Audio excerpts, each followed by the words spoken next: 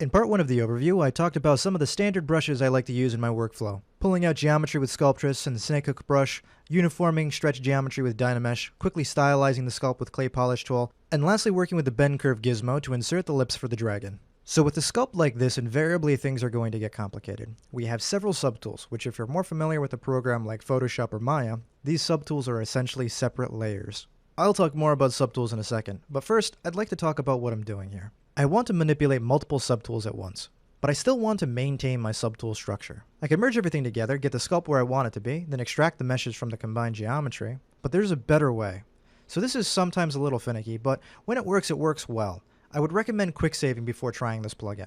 This is the Transpose Master. It's under Z plugin, 5th from the bottom, Transpose Master. I will now select T-Pose Mesh, and that is going to take all of the different subtools and put that on an entirely separate tool. Each tool will have its own subtools. Think of it like individual flowers in a bouquet. So now that everything's been transposed to the same tool, I can manipulate all the meshes together. When I am finished, I will select the second option, T-Pose Sub T, which will project the changes of the meshes back to the original tool's individual subtools. And yes, this can break all of your subtools.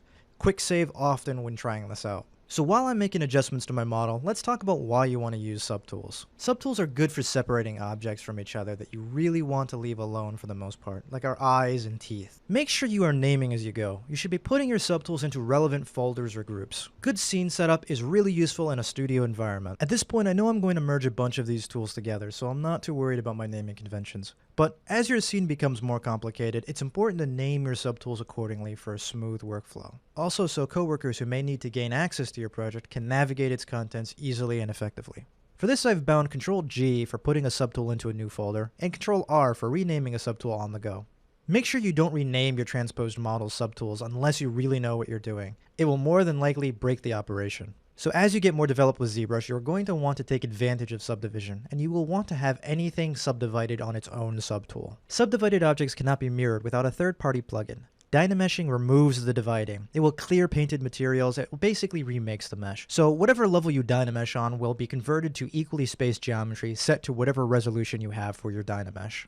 It's just generally good practice to keep objects you want subdivided on their own subtool, rather than having everything all together and being confined to that. The big benefit to having subtools is each subtool object has its own history line, so each of the different parts of your mesh can have a completely separate history. This is really useful when you're working with your mesh. You can go back and forth in your history, duplicate your mesh at different points, sort of similar to the stack in 3ds Max. You can save your history to a file. You're going to make some happy little mistakes when you're working on your project, and you can, work around it, or scroll through the undo history.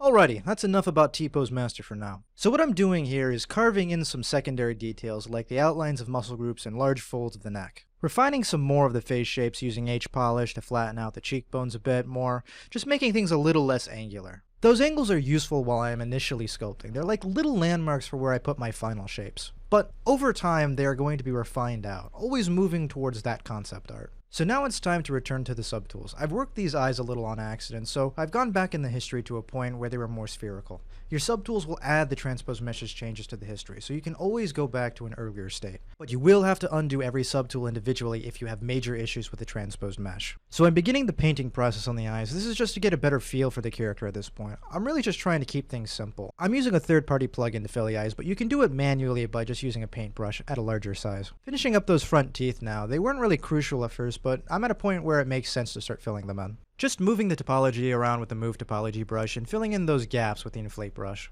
Refining those gums, trying to figure out the shape. Oftentimes that's the case working from reference. You're puzzling things out, trying to make a determination as towards what you're exactly looking at. Thinking about the angles of the shot and how we can replicate them in 3D. What I'm doing here is using ZRemesher to get cleaner topology on the lips. ZRemesher works really well in tubes like this. When I'm working on an animal with long tubular lips like a dragon has, this is pretty much consistently my workflow. Figure out the shape with the Bend Curve tool and 3D Gizmo, moving the topology into place, and Z-remeshing for smoother geometry. So this dragon has a bunch of these cool little scaly feather bits around the eyes and on the head. What I have made for myself is a custom insert mesh brush. That is a brush that allows you to drag in pre-made mesh assets to your subtool. I'm using a hair mesh I made for my brush because it fits the general vibe of the concept art that I'm working from. As much as possible, work from a pre-existing mesh. Save yourself time and your studio or client money. If you've made a dragon before and have to make another, unless you've assigned the very assets of the dragon away to your client, reuse what you can. Tweak it and make it new. At the end of the day, it will look the same, and you've just spent less time and less client money on that project. This is standard practice in the industry. I would also say, if you're in school now and you have your licenses in order, start building up your mesh library. Work on anatomy models for assignments if at all possible, and make them as production ready as you can. These are the assets that you can come back to for years. One step in the path of becoming a great artist is to develop tools for yourself to improve your workflow and refine your skill set. On the topic of licensing, if you are looking for a license for ZBrush or want to learn more about what Trinity Animation can do for you or your project, click the link in the description below. So with that, we're about done with part 2.